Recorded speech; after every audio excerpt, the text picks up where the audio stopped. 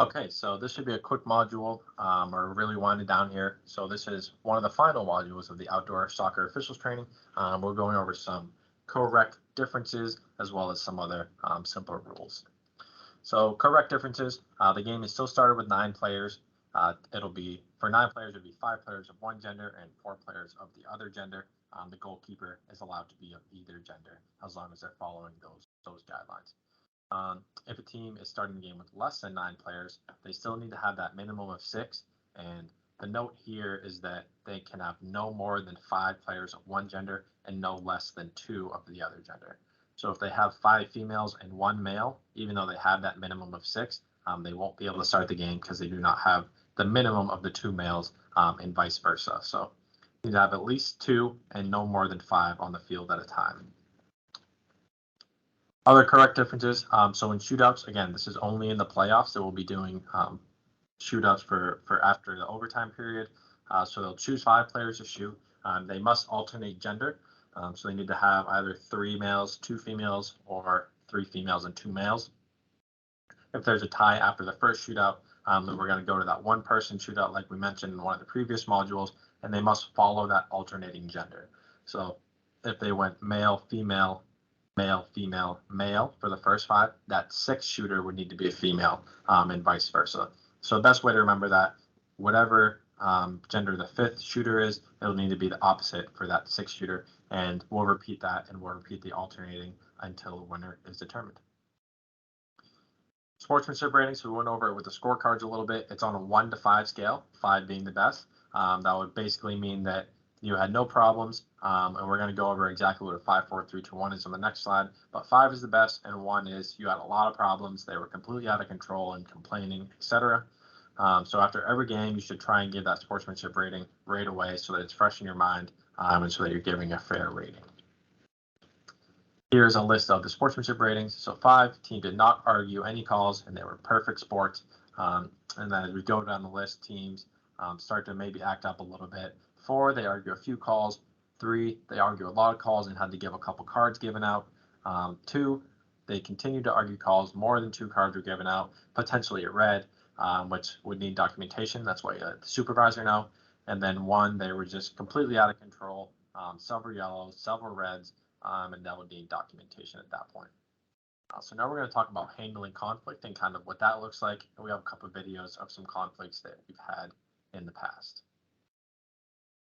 So the first thing that you want to do when approaching a conflict is try and understand what the player is upset about. If they're mad about a call and they don't personally attack you, that's fine. The reality of sports is that it's high stress and people are going to show their emotions. So as long as they're being pretty general, that's horrible. That has to be a foul. How can that happen? Stuff like that. That's okay. They're not attacking you specifically. However, if they start to either attack you and start using phrases that have you in them, or if they use profane language, address this immediately. Cussing, we do not allow cussing on our field. So they're saying things like, you are horrible. Are you effing kidding me? These are sort of things that are attacking you. If they use profane language, they need to be handled immediately, and you can start to caution players with cards at that point as well. And the same thing needs to go if they're baiting an opponent. So anytime they start to use these you phrases, you can't guard me, you might as well sit on the bench, stuff like that, we need to approach that quickly and immediately so that they know it has no place. And I think giving cards early in these situations is useful because then it sets a tone and lets people know that there's no place for it. So here are just some ways to address people when they are acting up, and so one of them is just a quiet word. Try and take the player aside, whether that's at halftime or some sort of stoppage, and just let them know that you're having that conversation. You're hearing what they're saying. Maybe you say, hey, I'm going to look out for that in the future, but can you try and be a little bit more respectful, something like that. Or a public warning, if they're doing it on the field, you can just tell them that's enough. Say it loud, say it stern, so that everybody knows and hears you. Another good thing is to get on top of it in the beginning. Like I said, in the captain's meeting, go ahead and tell them there's no place for this sort of thing, and use a card early. Put this in your toolbox and use it so that people know that you're not messing around. You're not just going to say that's enough but not really mean it. A red card ejection, I think this is last resort. This is when somebody is either repeatedly being offensive, or if they're just completely out of line, cussing, saying slurs, stuff like that. Absolutely no place for that. So if somebody crosses the line, go ahead and use that red card. Get them out of the game and make sure you notify a supervisor. You don't need to make threats, I would say. So that's enough isn't really a threat. You're just saying it generally, but you don't want to start using those you phrases either. So one more word and you're gone. You're putting that you in there. That's a threat. So you don't want to do that. Make sure you draw a line in the concrete and not in the sand. That's a good idea for it. So use the tools in your toolbox. Don't start making threats and threatening people, but rather use a card, say it, give a public warning, give a quiet word, stuff like that. And then if such really gets bad, and that's where you can go ahead and use that red card. So in this first video, you will hear a player cuss. So this may be a scenario where you have a one-on-one conversation first time, but if they continue to act like this, and that's when you need to give a card. It'll be the player in blue, so keep an ear open for that.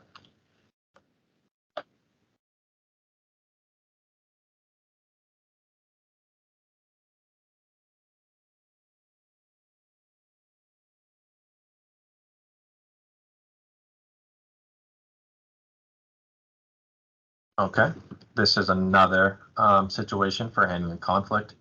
So the goal is scored. The goalie kicks the ball one time. I think that's probably okay, showing a little emotion.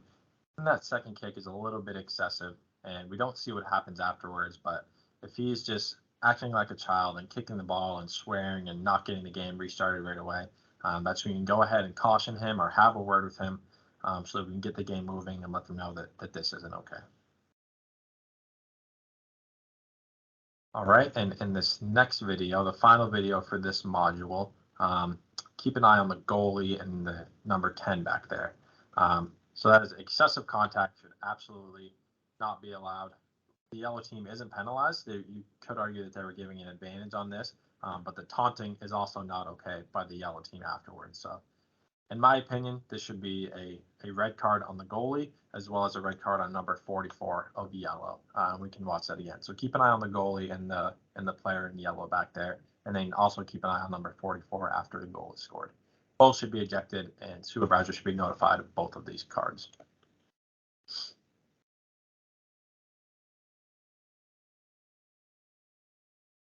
Shoving, and then just an egregious contact there. Goal scored, 44 comes, clapping in his face, taunting him. No place for that. Both of them should be out of the game.